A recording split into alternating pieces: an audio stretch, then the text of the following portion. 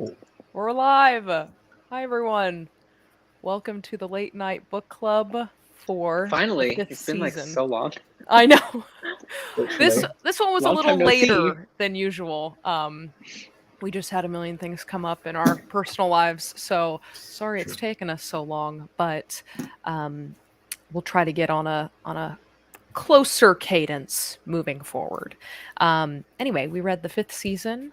This was our March book club pick. I've also been asked, if you're joining this live show, you might already know, but if you don't know, people have asked, like, how do you join the book club? You just join it. There's no You sign drop up. a deposit of $50, and then it's another $300 No. inclusive to join. All made out to Elias. No, it's you just sign up. We have a Discord, we have an Instagram. We will announce live shows on both of those Mhm. kind of channels. So that's where we announce. But there's no like formal sign up. There's no like website or email or anything like that. So that's how you join. This month, we dove into the fifth season, which is our second high fantasy. We read Black Sun in November of 2020, and we wanted to give another one a go. We try to switch up the genre. So this month was the fifth season. So first, what we're going to do is we're going to ask for everyone's star ratings. So please leave your stars in the chat, and maybe just a single word that described your overall thoughts towards the book, if it's possible. And then we'll all tell you, and we're going to start with Elias to see how he felt about the fifth season. Yeah, I'm pretty much going in this blind because I don't even know how you guys think. Well, Joel, I know you uploaded a video, but I didn't watch it yet because I wanted to finish the Okay. book. But I thought this was so fucking good. I thought this was utterly fantastic. The characters, the story. Okay, I was really hesitant going into it because I heard so many good things like about this book. Everybody that I know who have read it have really really loved it, and they're like, it's really hard to get into once you like read like the first like 100 pages or so. Then you'll really get it and dive into it. And I was like, great. It's like gonna be something a tough aspect at first, but honestly, I got into it like after like the first like what 25, 50 pages. It was really easy for me to get into it. I think that it probably would be a little harder for someone, I don't know, who doesn't read as much fantasy. But I thought it was a really easy read. I got the story, the second person point of view, really quickly. I like that, even though I'm not really used to that type of like Mhm. perspective. And I really love the characters, and it's really interesting because the high points of this book were so high to me. I feel like they were so subtle in the fact, like the reveals and the points and everything. And so I really liked it. So I'm giving this book 4 to 5. So for me, it was really strong. The ending, in, I was like, what the fuck? The ending for me, I was like, wait, what? That's how you're gonna end it? Like it wasn't like to me. This whole book was about subtlety. Like it didn't end on like some explosive high or anything. It was just really interesting. I think like all the reveals, it was just really great. So overall, really enjoyed it. Yes, that was a great review, Elias, and your hair looks amazing today. So Thank you. Yes. I just woke up. oh, it looks so good. I was staring Like at it the whole time you were I set an talking. alarm for 10, and I woke up at like 10:40, and I was like, "Fuck!" So I got yeah. This is hair Right. product. Okay, Joel. Right. Well, as some people might know, I did a whole video of reading the entire trilogy, so I have all my thoughts there. But this book has probably become one of like my new favorite books of all time. What? I just really loved this book, like in a way that it just like completely kind of gave me a new fantasy to fall in love with, but also taught me a lot as like a writer and like craft and like stuff like that. Like the second voice that was used was just so like utterly interesting, and like we find out more about like the second voice like near the end of the book, but then also in like book three more specifically, and like why it's done that way. But also like the way that these different perspectives kind of come together in that one way that I guessed, but also was still shocked at. Yeah. That it was just so good. And then the different themes that N.K. Jemisin touches upon in terms of like this kind of internal like colonialism and just all of like the role of the mother as well within this, like it was definitely just something that I really like became invested in the more and more I read it, and just the world and like the brutality of the world, and yeah, it was just really good, really amazing, and I really loved it. So it's a 5 for Yay. you. 5, yeah. Okay, and without any spoilers, what did you rate the other two? I'm like, what did I rate the other two? I think I might have given them both. I'll double check. Mm-hmm. Let's have a look. What did I rate them both? Oh, I gave them both 3. Oh. Oh. Oh, this is intriguing. Okay, Wow, but that's very were you intriguing. overall happy with how it all wrapped up? Yes Okay. and no. Very interesting. Okay. Okay. Well, this I don't read high fantasy ever. I don't really read fantasy at all. The last one I read was Black Sun. So I'm gonna be honest that this was a bit of a roller coaster for me. As Elias said, which I didn't realize, but I didn't realize that a lot of people had said, like, once you get past the first 100 pages, you really get, captured by the book, but sometimes it's hard to understand. And what Elias, you said about, like, for someone who doesn't read high fantasy, maybe it'd be hard to understand. Yes, I think for the first half, I felt like this is not my genre. I'm just so confused because you're inundated with so much history and characters and politics that you don't fully grasp. And I think in the way of like training for a marathon, if I would have read many fantasies before this, I might have been able to go like, oh, okay, just like let it sink in. You'll understand soon. It'll all make sense. Then maybe the first half would have been more positive right away. But once we got to that halfway point, I was captured. I had found my footing. I felt more connection to the story, which I feel like the first half I was just so confused for most of it that I was like, I feel like it was also how I felt with The Secret History. Like I had felt so confused during the first half of that book where I was like, well, maybe this isn't the book for me.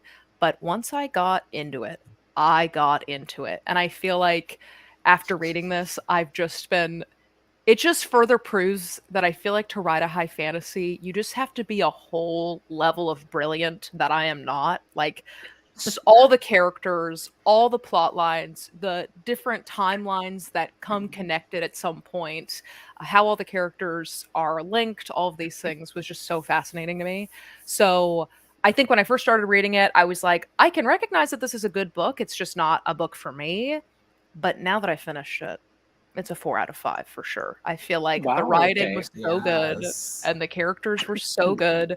And as you were saying, Joel, I had guessed that there may have been some perspectives that may have been from a single character, but I didn't know how that was going to be revealed. I didn't know when it was going to be revealed, and I thought it was so like it took a weight off my shoulders when it finally happened. I was like, this is how it all comes together, and it just proved how brilliant it was. So I really enjoyed it, and I am seeing that many people in the chat also loved it. I mean, I'm seeing lots of 4 stars, lots of 5 stars, and even someone who agrees that this might not be their genre, but it was really, really fun, and it like took them out of their kind of regular pattern of scheduled reading content. So yeah, I really enjoyed it and I thought it was great. It is interesting though to hear Joel say that 2 and 3 not as fun, or maybe just not as satisfying.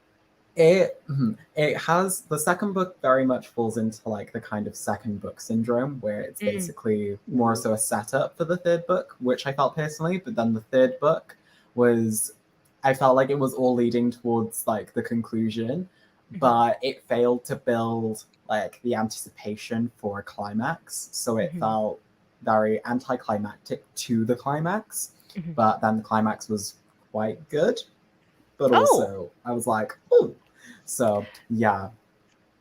Got it. So a mixed bag. Yeah. I feel like it could have done like with them both being like together in like one single book, but that's just me personally. Someone said the second book is boring. Do you find that, and this is a question for both of you, do you find that with fantasies like trilogies that the second book often is the most boring? Yeah, I think that's why like the second book syndrome became like a thing, because it like, unless you have a plot in and of itself for the second book that can carry itself well and is not a setup for the third book, then it might succeed. But then more often than not, book twos usually just exist to kind of bridge the gap between the initial conflict and the final conflict. Yeah, I agree. I think that sometimes it's rare to find that second book to hold really strong on its own, like that it's better than one. I think the only thing I could think series that comes to mind right now that's a trilogy that I recently read is probably the Farseer trilogy by Robin Hobb. The second book ended on such an explosive cliffhanger that I was so glad I had the third book with me. Because it was like one of the worst cliffhangers I've ever read for a second book, which I think is usually the case for most trilogies because they're setting up for that third and final act. You have that like devastating cliffhanger at the end of the second book to build up like that huge momentum of sorts. Yeah. So I do agree that sometimes the second book can lag, but it's kind of rare for me to read such a strong like second book, you know, that holds equally well on its own aside from the first and third. Yeah. Joel, do you have a series where you feel like the second book is good? Probably the Poppy War series by R.F. Kuang. I felt like the second book quite held up very well. Okay. Yeah, that would probably be my kind of like second book. Yeah. Love it. Well, very cool. So now let's talk about favorite moments, favorite characters. When it's spoilers now, I guess. Yes. Let's go into spoilers. I mean, if you haven't read it, leave. or stay. If you don't want to. You don't want to read it. Well, I'm curious. When did like the what part of the book really clicked for you? Like when you started enjoying it and like fully connecting the dots and understanding like sort of the story more like smoothly and everything like that. When Cyanite and when Cyanite's character is like full, I mean, that iteration of the character is fully introduced, I felt more connected because of the age, I think. I was like, okay, I understand like just the time of life. But then the relationship between Cyanite and Alabaster, I think, was something that I could understand more, right? Like before that, we had a mother who was on the run, and then we had a child who was at this school with a guardian. Like those were things that like were interesting to watch, but I think it was watching this relationship that I could kind of ground myself in that made me go, okay, I think I see what's going on here, and I'm seeing how the things are connecting. And then I think it was right around that chapter where we get the Demaya revelation that Cyanite and Demaya are the same character. And I think that's when I was like, I see. Now the pieces are all coming together. I'm understanding now. So, yes. Okay. You know what's really interesting, though, is that for me, when I first originally read it, when I first like was introduced to like their individual POVs, you know, I actually enjoyed Demaya's and Isun's POVs better than Cyanite's for... I'm surprised by that. for like a really like small moment there, because I don't know, Alabaster's character had to grow on me for a bit. Like at first I didn't really care or feel anything for his character. I felt like he was like a petulant child until I learned more about like his backstory, until like the journey happened, and then I got more invested. And then in my mind I was like, you know what if I'm reading from like the same character? Like it's just different it's just shuffled, right? Yeah. And what I really liked about it is that even though I was proven right, like I could definitely see the striking similarities between Demaya and Cyanite's characters. Yeah. But it was like a little further. It was like a little like I had to go on a longer journey to connect the dots between before it was revealed that it was Isun's too. I was like, yeah, this is definitely Demaya and Cyanite's character. They're the same character. Like I wasn't sure about Isun until like a little bit more towards like the middle part of the book. Yeah. But it wasn't how it was revealed. It was more about the like, again, it was just so subtle. Like, it wasn't like leading to a huge explosive reveal, I Yeah. think. I just really liked Yeah. how subtle it was. And I was like, Mhm. okay, the journey of how we got there, it was all just all due to like the way the story was crafted, I think, and the pacing and the writing. And that was really, it was really great Yeah. to see and read, and the payoff of that. So Yeah. Yeah. Speaking of like the subtlety, there were two things that I want to speak about. First thing, talking about the three perspectives. In my like Notion notes, I have the exact page where I like thought that they were the same person, and it's basically Ooh, what page page? 209, page 294. Everyone, if you'd like to. I think it was page 294, and it was like when who says it? Someone just said like, what happens if there's a season? And immediately my mind was like, oh, we're reading like from different timelines. And then I was like, okay, this is kind of like the Witcher kind of Netflix show kind of thing. And then I was like, wait, what happens if they're all the same person? And then I was like, what happens if we're just reading from three different people's like the same person but points in different lives? And I was like, How Yeah, did that it's question different reveal life. that to you? That is because like in Essence perspective, the season had already started. And Okay. but like in Cyanide's perspective, it's not there. And so I was like, oh, happened yet for you. Okay. But then it's happened for Essence. So like clearly there's a time disparity here. And then I was like, wait, what happens if they're all the same person? Yeah. The second thing I would like to mention is the this one I got way sooner. And it was when N.K. Jemisin, like it was nighttime, and N.K. Jemisin was like describing the sky and talking about how the starlight like gave like light to things, and it was like everything was like reflecting. And then I thought, where's the moon? Yeah.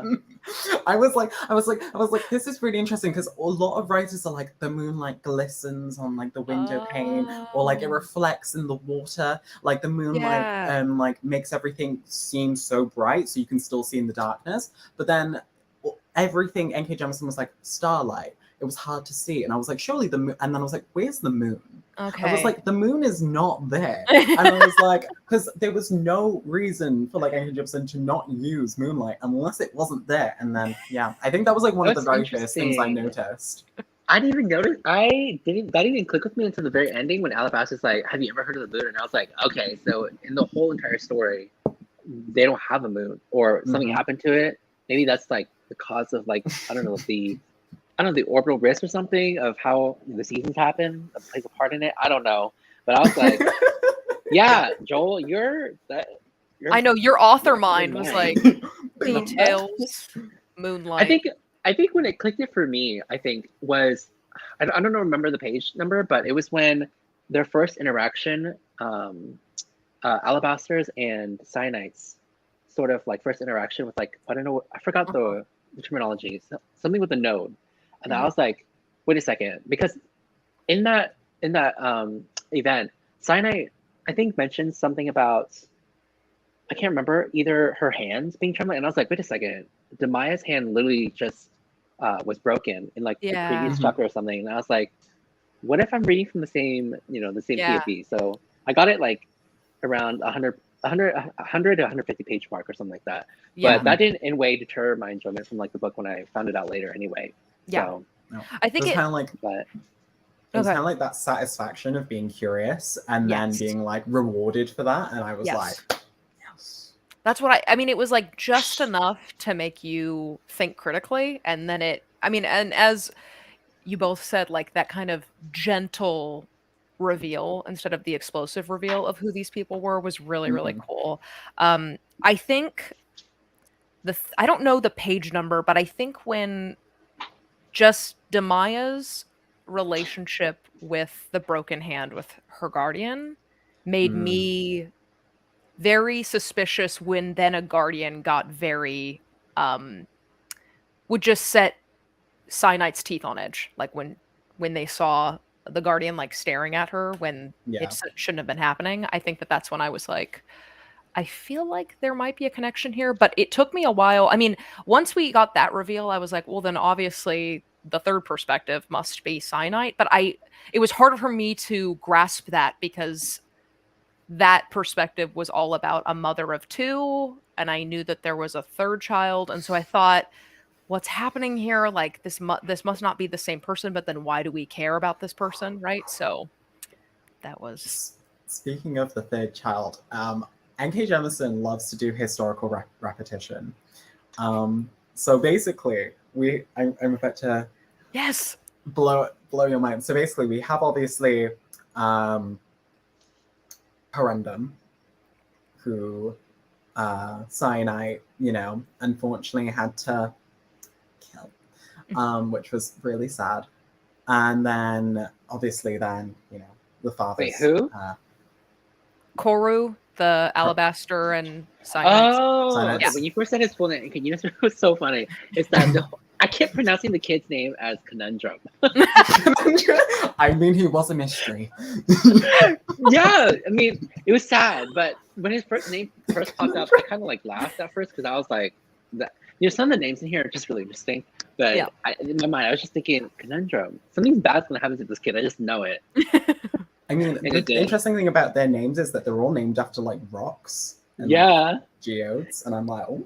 Fun. Yeah. Oh. I was like, in the beginning of this book, I did not know about it had to do with all that earth and rock magic. So I was like, this sort of reminds me of like Avatar: The Last Airbender, if they like comprise of like waterbenders and like earthbenders together, which is really interesting to me. I was just like, why earth? Why rock? Some of the elements of like ice is there, a little bit of fire, but like so this is interesting. But yeah, sorry. Anyways, I like diverted. Go. It's fine. So yeah, like obviously Cyanide had to like kill his son, but then now we have Essen and her husband has killed their son, and now she's like, I'm gonna save my daughter from you before after you've taken her away.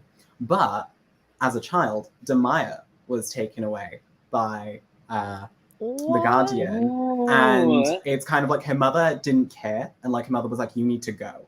And so it's kind of like that repetition that like she's now become so resolute in like proving her worthiness as a mother by saving her daughter, because she doesn't want the same thing to happen.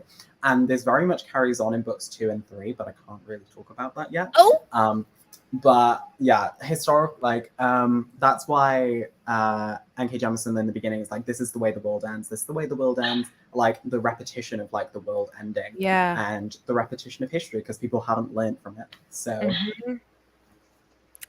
it's so cool. It's really interesting. Yeah, the parallels, even with her being a mother to Koru, Coriander, or not Coriander. Conundrum. Conundrum. Koru. I'm just gonna say Koru, but Koru. It's just like the different aspects of her being like a mother to Koru versus Uche. It was so different to me. I don't know. To me, it was just like vastly different because in her first child, she talked about the love. I guess that was like different. It was just more intense with with her latter children. With the children she had later. I didn't really couldn't really connect with the death of her first child because we never really got to see her interact with either of her later kids. So I think it's interesting that I don't know, the whole daughter mystery to me. I was like, she was really missing, right, in the first place, and she wasn't there because her husband took her and whatnot. So I guess we'll find more of that backstory in the second book, like, with that connection, because I didn't really get the stakes as much until like later in the book.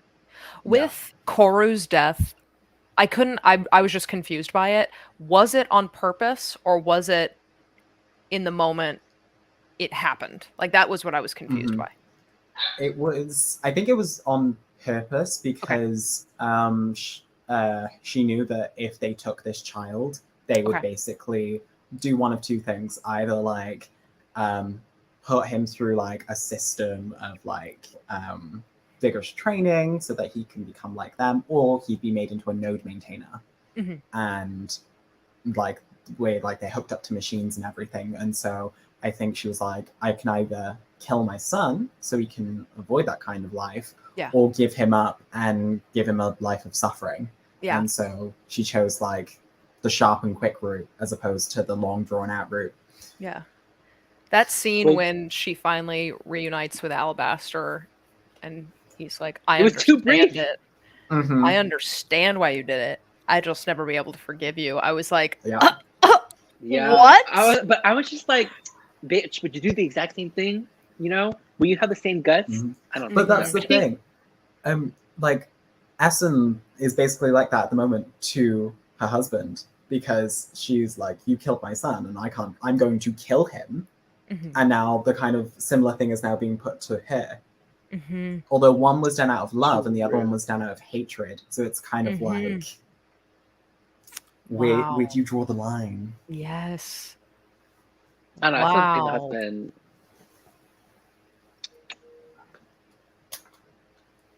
Yeah. I still think the husband deserves to die. Yeah. So Oh, yeah, no. I could. So what do we think of Hoa? Joel. My child. I think it's really my interesting. son. Stone Eater. Oh, really? I honestly didn't even care much about him. I was like, you are a creepy little child. That's why he's my I didn't child. really. Creepy. You know, little if you Joel, if you like Hoa, you're gonna love the Fool from Robin Hobb's books. Like I'm telling Mhm. you, they kind of share sort of like the similar vibes. But yeah, you should definitely check out the Farsi trilogy if you haven't already. But I just thought his character was so interesting because I was like, Mhm. who is this small child emerging from this this rock, and the Stone Eater in the beginning as well. And also that was a huge hint as to like who the characters were and everything, because Mhm. was it Alabaster also had like the Stone Eater lover who loves him or something? I don't know. That Mhm. relationship was weird, and I was like, what is his backstory? Why do you have this Stone Eater woman trying to save your ass all the time? Like, I don't get it, And he slowly is becoming stone at the end. So I was like, is he in the process of becoming a Stone Eater? Like, I don't get like the whole, their whole like character and everything. So I need some more backstory, on both of them, Hoa and I forgot the other person's name. Something with an A, right? Yes. Antimony or something. Yeah. So yeah, but one of my favorite characters I think was probably Anon. I love his character. Great. Mhm. He was so. You know who he reminded me of? He reminded me of sort of like that vibe from that character from Moana, Dwayne Johnson's character. Oh yes. Okay, I totally see Hey, it. what can I say except you're welcome? And I was like, I'm here for it. Like the polyamorous relationship, I think it was like one of the first relationships I've read in a book, and I thought it was just really fun and really great to read. Like I liked their dynamic relationship. It's so happy. The whole section was just so happy and like so sweet. It was just like, this is a life they could have had. But I was like, by that point, I was like, oh, we kind of know that like it's not gonna last. Yeah. And boy, oh boy, does it not last. Even that chapter was cool because when everything crumbles, like Cyanite's like, everything was so good, and of course it wasn't going to last, and then the whole chapter is explaining like what went wrong and like how devastating the day was. And I thought that it was I just loved the chapter because it was like a story within the book of just like, watch our fairy tale crumble in front of us and I'll set you up for it. So I really liked that character. I thought the scene between Hoa and the other Stone Eater was like the one part of the book that like had fear crawling up my spine, like with when they were baring their teeth at each other. I was like, oh my god, I'm freaked out right now. I think I was actually listening to it as an audiobook while I was washing dishes, and I thought someone was behind me. I got so scared. And then it happened again at the end of the book because I had like 15 minutes left and I was like, okay, let's just finish it off with the audiobook. But then music starts at the end of the audiobook and I thought someone broke into my house. I was so scared. I almost started crying. I was so scared because the ending is so intense. And then I thought someone came through my garage at me. So anyway. Now you're being scared of a Stone Eater. Seriously though, the diamond teeth, when Hoa eats the rocks, I was like, what is going on? It was like, you weirdo. You quirky. You're not like other boys. You're like other people. Oh. And then you find out that he's narrating this whole story. You're just like, yeah, that points. But it's interesting though, because it didn't really click with me that all these obelisks were traveling to or being attracted to. Okay, I keep calling her Isun, but it's Essen, right? As you say, I don't even know what to call her anymore at this point. Like, who does she? Because she's like, like. But I was like, why? Why are they? Because it's not really explained yet, right? Because obviously. But I was just like, that's really interesting, like why is she such a obelisk magnate, like is she a stone eater herself? Like were stone eaters like in the beginning, like were they origin in the beginning, and how does all that play out? So I guess I'll have to read book two and figure out for myself. But yeah, very true. Elias, I have a question about the series that you mentioned, the Robin Hobb. Yes. Is that high fantasy? Okay. So what's really interesting about that is I think it's like a perfect introduction to fantasy. Okay. Because it gets deeper into the fantasy element as you go with each book. Because in the first book, it starts off with like medieval, like it's like a very medieval sort of fantasy. It was like castles, princesses, and like those kind of politics and assassins. And and it's told from the one perspective of a child who eventually grows up into an assassin.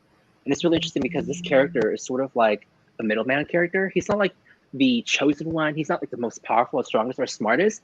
In fact, he is so stupid at times. I kind of want to slap him. Like his naivety is so frustrating to read for sometimes, but it's so interesting because that's what makes him so human on all these like fantasy element characters and stuff. And it's so fucking good. It's so good. It's like literally one of my favorite fantasy trilogies of all time. Like it's her writing of these characters. Chef's kiss. Let me tell you, you won't find like any writing of fantasy ever. Like I think that Robin Hobb is just a masterclass. It's just for her own talent. So this has become like the Farseer trilogy last show, and I'm okay with it. We're diving into talking about Robin Hobb now. I just have to know if there's any romance in that trilogy. Oh, you lost me. I'm lost. No, because Noelle, it's okay. You're like, doesn't need a romance. Okay. There is romance, but it's so subtle, and it's very. I want to say. Because here's the thing: I can't actually ship two characters together, and I want them to end up together. But I just know, I don't know.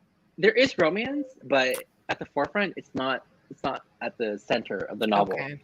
And yeah, there's romance, but I did not ship it with some characters. Oh, and I was like, this is weird. I don't like it. Yeah, exactly. I was like.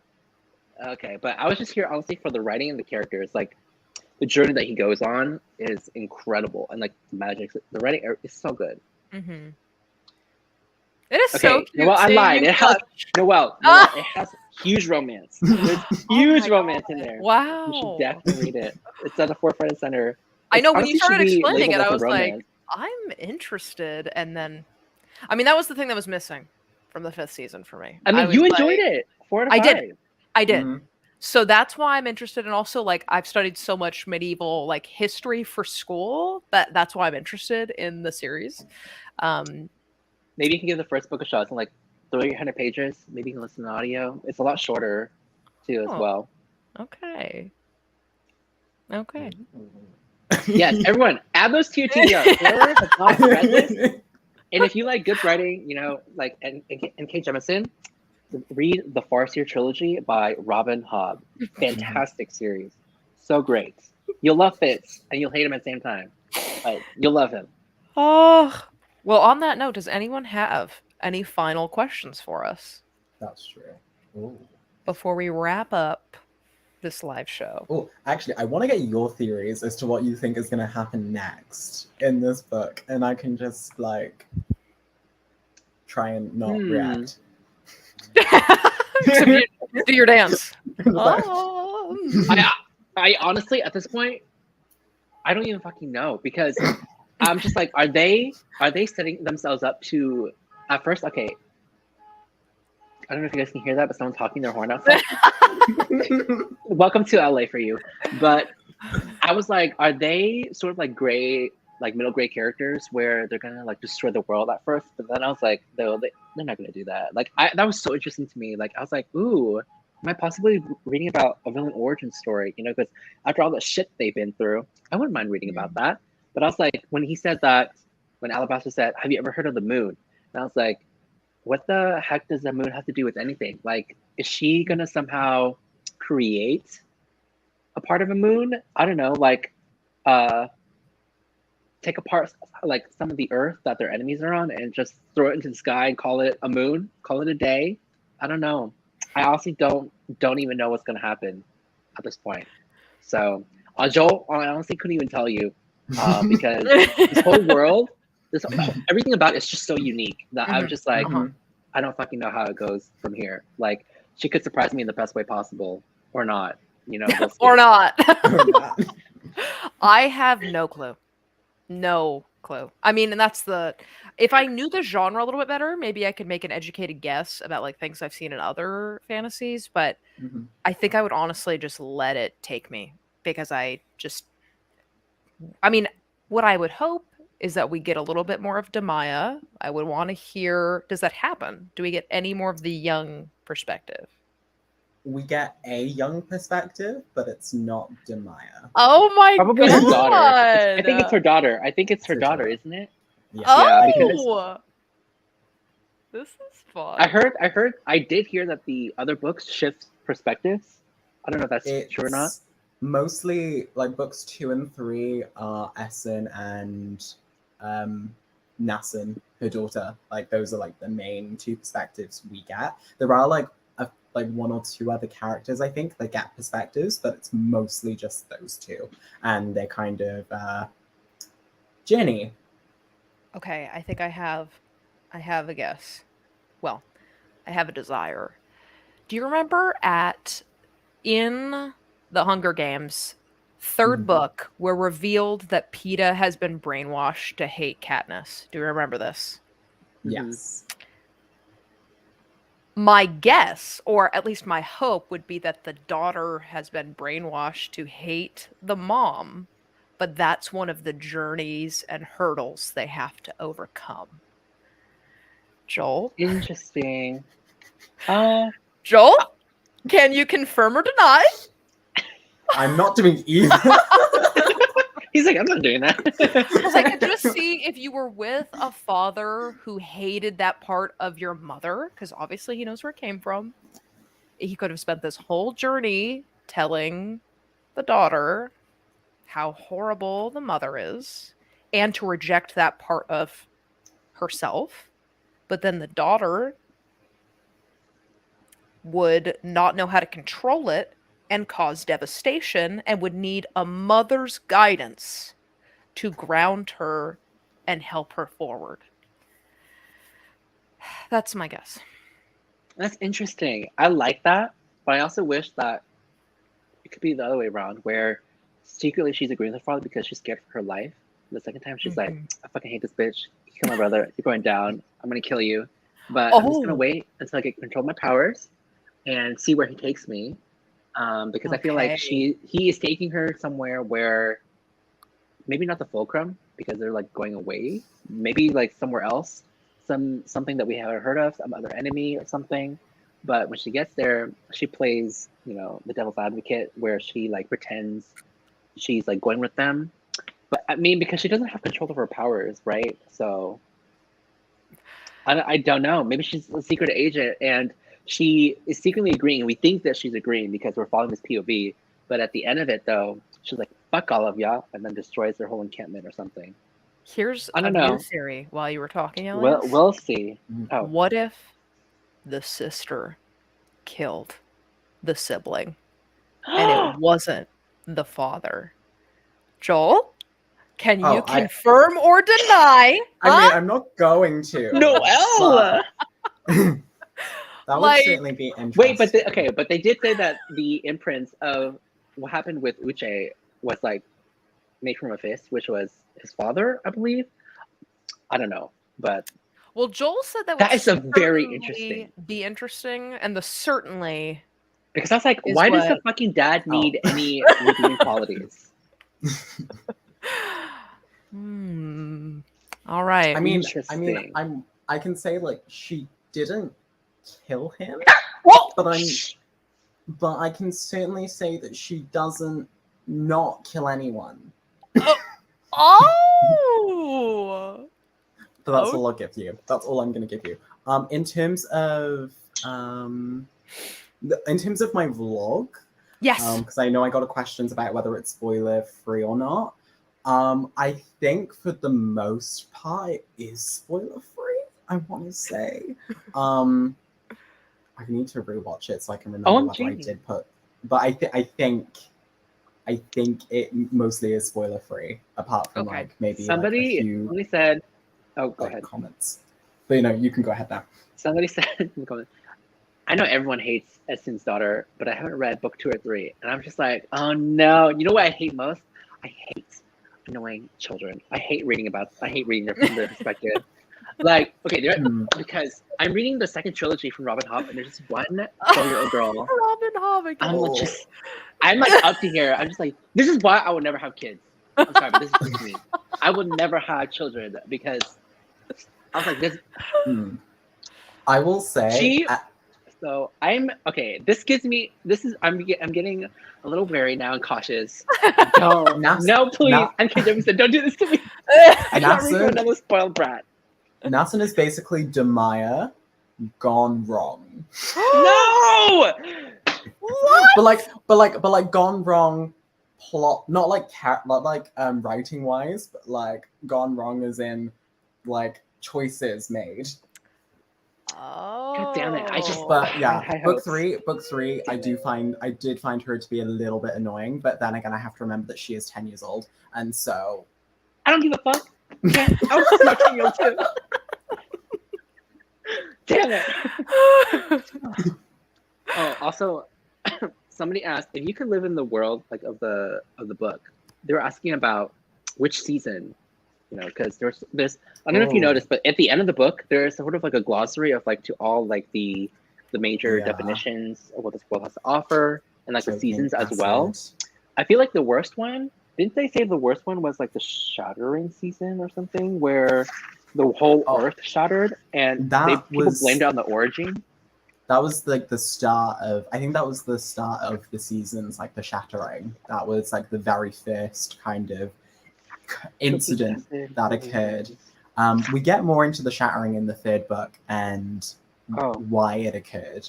I would rather not live in any. They all sound horrific. Yes. I mean, I would probably be the like immediately because I'm like really I'm not good at surviving. I would die immediately. Yeah. So 100%. R.I.P. Not living in any of the seasons because they all sound bad. Well, Heavy Metal Season is just hilarious. It's a hilarious name. I don't know. Season of Changed Wind sounds the most introspective, just like as a metaphor of time in life, or Wandering Season. But yeah, I think the Season of Teeth just sounds so interesting. Like, what a name. Cannibalism? Couldn't be me.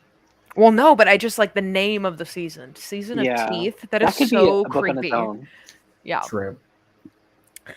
Okay, well, that's the 5th season, my friends. We have our stack of books for upcoming live shows, so I will walk us through. In April, this month, live show happening in May. We have Reprieve. Come on now. Have either of you started this? No. No, not Me yet. neither, and I'm excited for it. Okay, so this is April. We'll be discussing it in a weekend in May. Then May, we have Piranesi. Fun. Joel loves this book. Yeah. So I really like it. We are very excited. And then June is Phantom of the Opera. Ooh, look at that cover. I know. Look at this. Ready? Oh my goodness. I actually love that book. Like that edition. The duality. I haven't Wow. read it yet, but that edition is so good. Ooh, so cool. So we're excited about these upcoming books. Mhm. Thank you Yeah, so much, all of because you. those last 2 books will be shorter, so hopefully we'll get we'll be more on track, because I know that's like literally at the end of the month and we're starting I know. reprieve. So We'll find our cadence again, but also busy times as the world reopens and then recloses and reopens. we are So. literally actually going through our own 5th season now.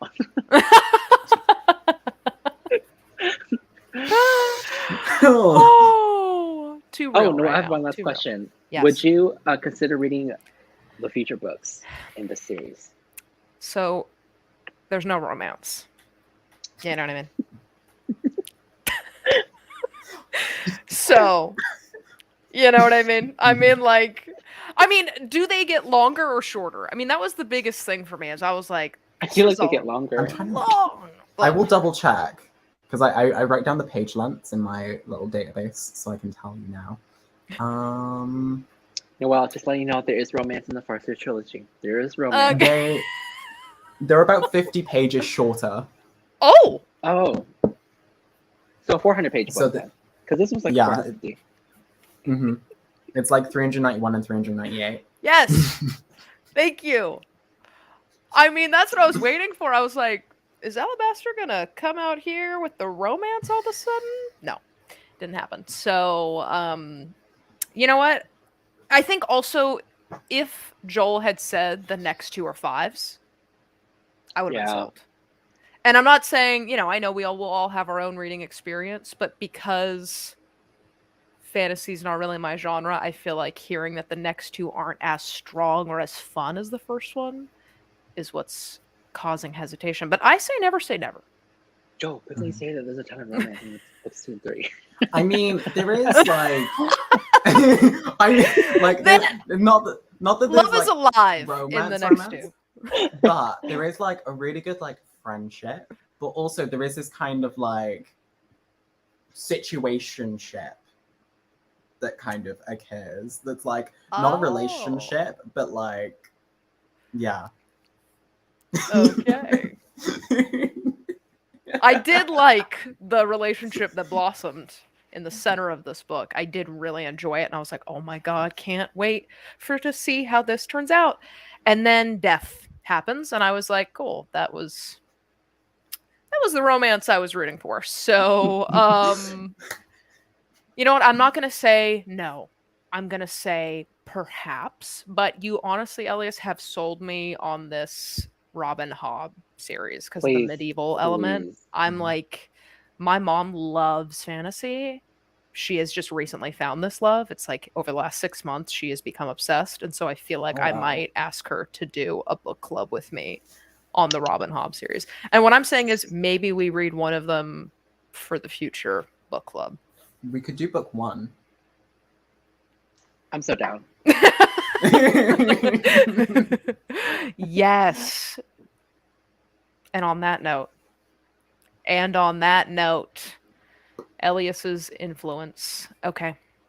Truly. That was the 5th season, my friends. This is what I get for being in the middle, okay?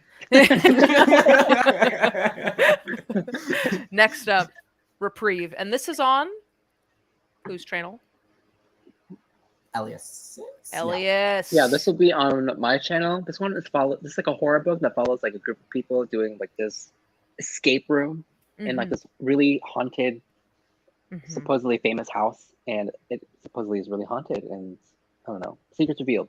Don't really know too much about it. Someone dies. Yes. And Wouldn't then be the same without a couple deaths. Their lives after the fact. Yes. Oh, it does? That's so interesting. Yeah. I love that. I really love following characters like perspectives after like following their PTSD and everything.